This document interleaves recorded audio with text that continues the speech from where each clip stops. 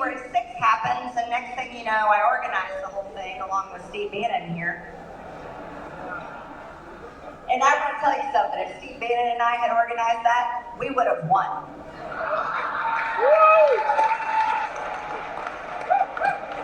Not to mention, it would have been armed. Not to mention, it would have been armed. It would have been armed. It would have been armed. Armed.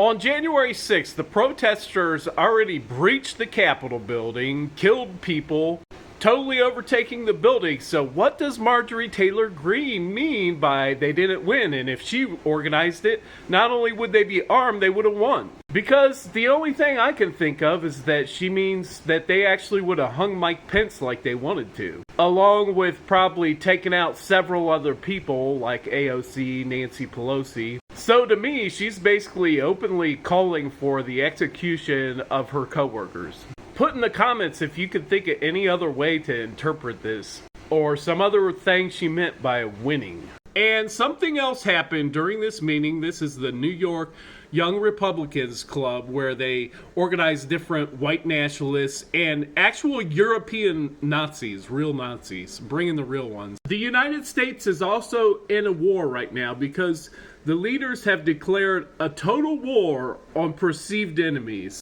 And the question is, will Joe Biden stand up to the threat, or will he just say, oh, well, that's okay. They could send more claw hammer assassins for us. It's okay. They could do another January 6th, and this time Marjorie Taylor Greene can make sure that everybody brings guns. Go to Twitter, go to Facebook, write a letter, call him up, and tell Joe Biden that he must declare war on domestic terrorism. As sure as the Oath Keepers have been found guilty of conspiracy against the United States government, as sure as they're shutting down our power grids, they're coming at our politicians to hang them on January 6th, to come after them with claw hammers, this declaration of war is to be taken seriously. It's time for Joe Biden to declare war on domestic terrorism and to fully enforce the Constitution, the 14th Amendment, Section 3, because we're seeing exactly why